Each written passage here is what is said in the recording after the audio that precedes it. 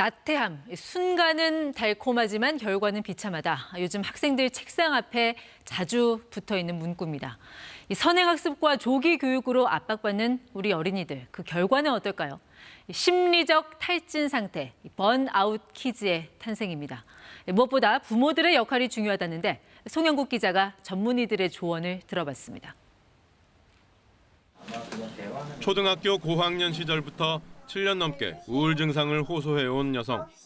집중도 잘 안 되고 계속 우울한 느낌이 드니까. 마음 건강 문제는 여러 원인이 겹치는 경우가 대부분이지만 성장기에는 부모 등 보호자의 영향이 큽니다. 부모님이 좀 큰 것 같아요. 보통 그 정신적인 그런 문제 인정을 못 하시거든요. 너는 의지가 약하고 찡찡댄다. 특히 심한 경쟁 속에서 자녀를 위해 최선을 다하려는 노력이 도리어 원치 않는 결과를 낳는 경우가 적지 않습니다. 헬리콥터처럼 주변을 맴돌면서 설계대로 그런 양육 방식이 당장은 편할 수 있습니다. 근데 이제 결과적으로 보면 아이들한테 필요한 것들이 있죠. 자립심이 필요하고 회복력도 필요하고 스스로 사고한 능력도 필요하고 스트레스를 견딜 수 있는 능력이 필요한데 그런 것들이 사실 키워지지 않는 거죠. 입시 경쟁 등에서 부모가 모든 것을 다 해주려다 정작 스스로 마음 성장할 기회는 놓칠 수 있다는 건데 국민건강보험공단 자료를 분석해보면 교육열이 높은 지역에서 10대 청소년의 우울증 환자 비율도 높은 현실이 뚜렷이 나타납니다. 이렇다 보니 정신의학과 병원이 많은 곳도 해당 지역과 고스란히 겹치는 수치가 확인됩니다. 이를 공부 스트레스만의 문제로 보면 설명이 부족해집니다.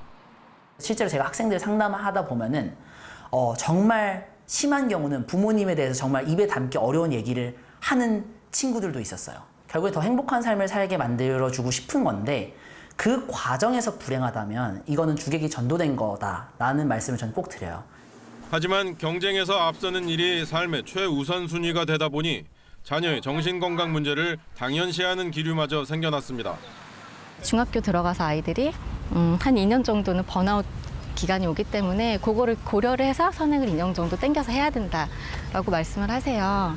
내 아이만 도태될 것 같은 불안감에 어머님들께서 그런 학습량을 줄이지 못하시고 치료만 이제 지속을 하면서 이 아이의 증상만 조금 빨리 낫게 해주기를 바라시는 어머님들도 계시고요. 전문의들은 자신에게 맞지 않는 노력을 강요당할 때 마음 건강에 심각한 위협이 될 수 있다고 충고합니다. 사회적으로도 그렇고 부모님도 그렇고 이 시기의 성공은 학업 혹은 나중에 커서는 돈 잘 버는 거. 근데 이제 제가 진료를 보면 사람은 너무 다양해서 그 하나의 기준으로 이제 재단하기 어려운 거죠. 그러니까 부모님, 어른들이 아이들한테 굉장히 다양한 삶이 있다라는 메시지를 주는 게 사실 너무너무 중요한 부분일 것 같고요. 교육 전문가들은 이를 학부모 개인의 책임으로만 돌릴 것이 아니라 과도한 경쟁을 해소할 사회 전반의 노력이 필요하다고 입을 모읍니다. KBS 뉴스 송영국입니다.